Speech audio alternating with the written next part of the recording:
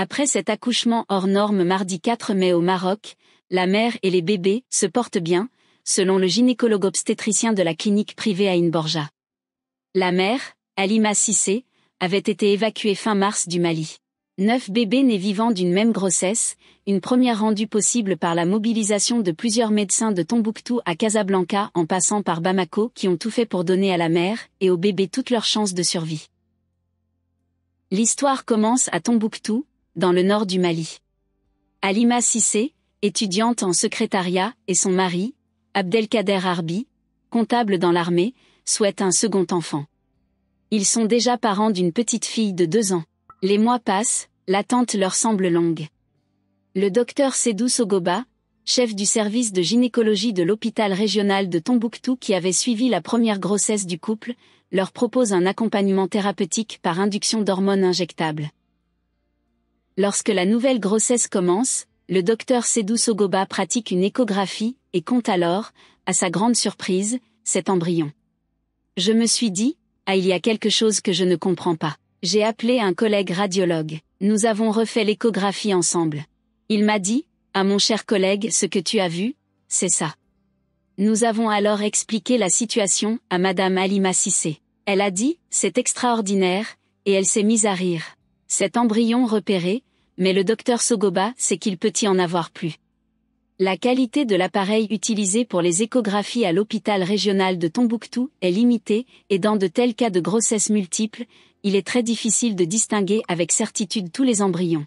Le docteur Sogoba, conscient du risque d'interruption spontanée de la grossesse, décide de procéder à un cerclage à 13e semaine et même s'il décrit Halima Cissé comme une patiente, souriante, confiante et sereine, il sait que c'est une grossesse à haut risque. Comme un accord, il est décidé avec les futurs parents de privilégier la discrétion et de ne pas médiatiser cette situation médicale hors norme avant d'en connaître l'issue. Les semaines passent. Les embryons continuent à se développer normalement. Le docteur Sogoba contacte son « maître », comme il l'appelle, le professeur Tunkani Terra, chef du service maternité au centre hospitalier universitaire du Point G à Bamako. Les 2 médecins conviennent que pour le suivi de Madame Cissé, les capacités du CHU de la capitale malienne sont plus adaptées. Le docteur Sogoba propose à la famille un transfert vers Bamako. Les fonds sont rassemblés. Nous sommes courant mars. Halima Cissé est dans son 5e mois de grossesse. Elle prend l'avion pour la première fois de sa vie, accompagnée du docteur Sogoba. Une fois à Bamako, elle est prise en charge au sein du service du professeur Terra qui alerte le ministère de la Santé et demande à son collègue, le docteur Drissa Diarra, gynécologue obstétricien, d'assurer le suivi de la patiente. Halima, il l'appelle par son prénom, était dans sa 23e semaine, elle allait bien, elle souffrait seulement d'anémie, et a été transfusée pour cela. Rapidement, la situation est réévaluée par l'équipe médicale. Il fallait peser le risque encouru pour la mère comme pour les fœtus, explique le docteur Diarra. L'utérus de Halima Cissé qui accueille sans qu'elle le sache encore à ce moment-là 9 fœtus, est si grand que le risque d'hémorragie postpartum est important. Le diaphragme est de plus en plus compressé, menaçant de provoquer une détresse respiratoire. De plus, pour son premier enfant, Halima Cissé a déjà subi une césarienne, la cicatrice utérine est fragile. L'équipe médicale du CHU de Bamako sait aussi qu'en cas de naissance imminente, le plateau technique du Point G n'est pas adéquat pour prendre en charge des prématurés nés si petits et si tôt. Une évacuation vers le Maroc décidée entre médecins. Le professeur Terra active ses contacts dans plusieurs pays. C'est au Maroc que la réponse sera la plus rapide. Le directeur de la clinique Aïn Borja de Casablanca, qu'il a déjà visité, confirme pouvoir prendre en charge Halima Cissé et les futurs nouveau-nés. Le ministère malien de la Santé est informé, et sur instruction du président de la transition Bandaou, l'évacuation par avion est organisée. Le mari de Halima Cissé ne pouvant pas quitter son poste au moment du départ, il est décidé qu'il rejoindra sa femme plus tard. C'est donc le docteur Diarra qui accompagne Halima Cissé avec la belle-sœur de cette dernière. Le docteur Drissa Diarra raconte, « Elle a saisi ma main au moment du décollage. Sur le plan psychologique, elle tenait bien. La seule chose que je craignais, c'est que le stress du voyage déclenche quelque chose dans l'avion. Je me préparais en conséquence pour cela. J'essayais de rassurer Halima pour qu'elle oublie le risque. À l'arrivée à l'aéroport, l'ambulance de la clinique était prête. On a demandé à visiter le plateau technique, cela nous a rassurés. J'ai pensé, on aura gain de cause. Le 30 mars dernier, Halima Cissé est donc prise en charge à la clinique privée Aïn Borja de Casablanca par le gynécologue obstétricien Dr Yazid Mourad. Les contractions reviennent régulièrement. Un protocole thérapeutique est mis en place pour gagner du temps.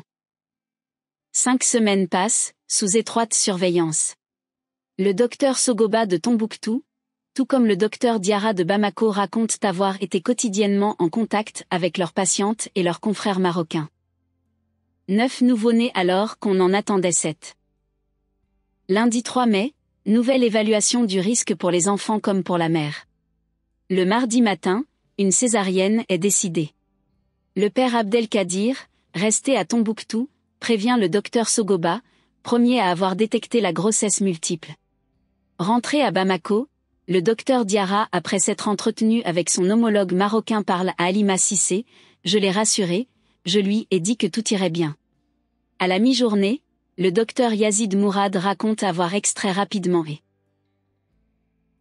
sans difficulté d'abord 7 bébés pesant entre 700 grammes et 1 kg 100 chacun. Il cherche alors à retirer le placenta restant et découvre 2 petites têtes, 2 bébés supplémentaires, vivants, eux aussi, de 500 gr, qui n'avaient pas été vus à l'échographie. Ils sont bien tous les 9, il faut éviter l'infection. Les pédiatres viennent tous les jours, matin, après-midi et soir.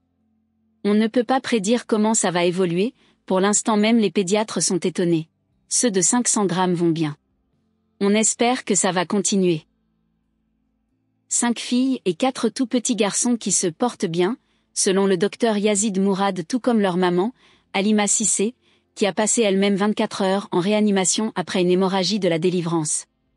Le gynécologue obstétricien rappelle que dans de telles circonstances, personne ne peut prédire la suite, c'est au jour le jour.